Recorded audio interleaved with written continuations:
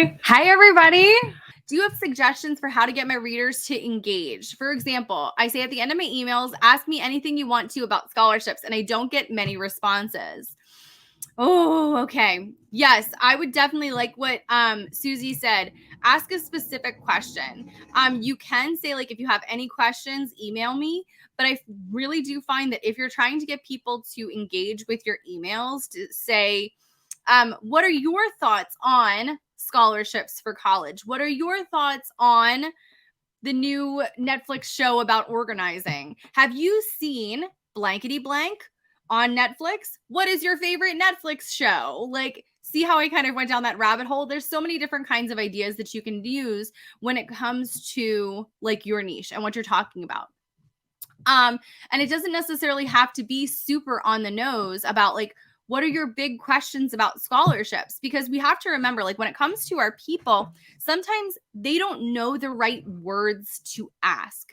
Sometimes we know that there's like vernacular that's used inside of all of our niches. We know that there's like an insider lingo that once you're inside of our space, once you're inside of the niche, it makes sense.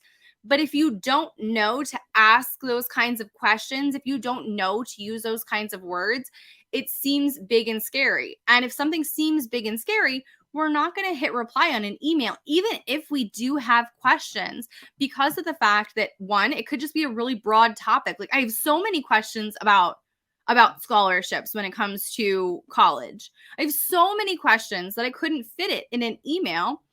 But if you said, have you ever heard of this kind of scholarship? Hit reply and let me know what your favorite kind of scholarship is. Or hit reply if, let's see, I found a new scholarship for English majors. Hit reply if you want to hear more about it. Things like that are more specific, that make people feel seen, that get rid of the fear of like, if I ask a question, I'm going to sound stupid. I'm going to sound dumb. I'm going to sound like I don't know anything about this.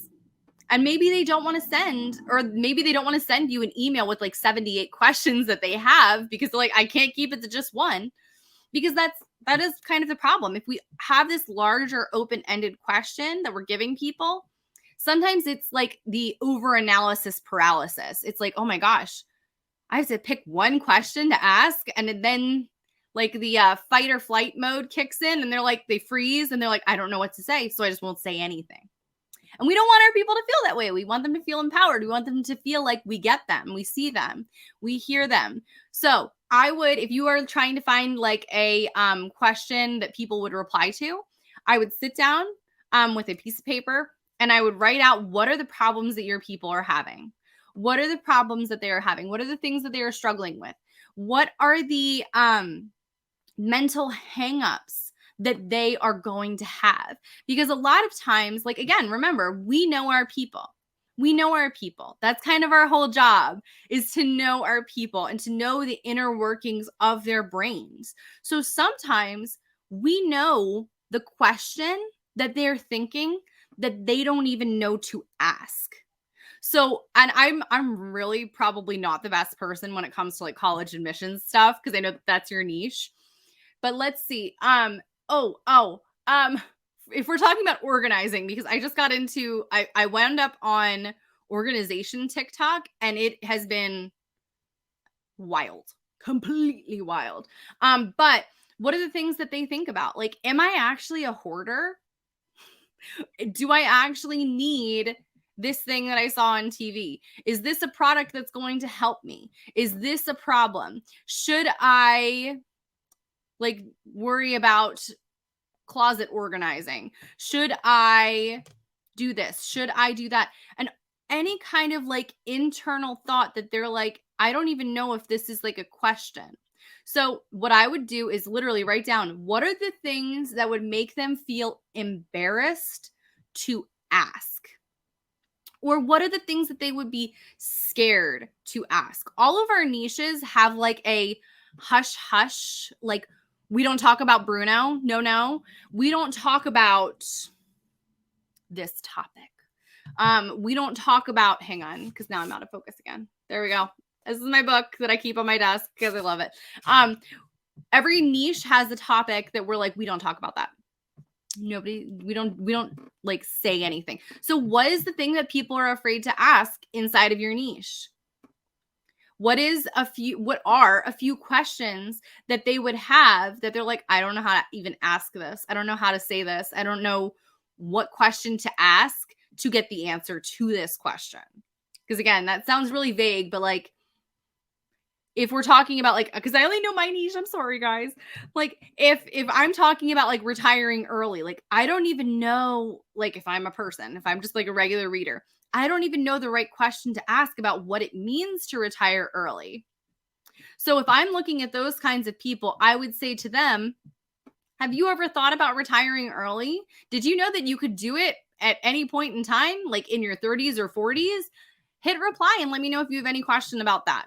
That's a little bit too vague even as well. Like, you could do it as a way to get more people, not just to reply to your emails, but you could also do it as a way to get people to engage with your emails. And if you have any like affiliate programs where you have, like a service or something, maybe it's not your service. Like if you have an affiliate program with a company that finds scholarships for people, say, you want to find a really good list of places that you can sign up for scholarships, hit reply and let me know.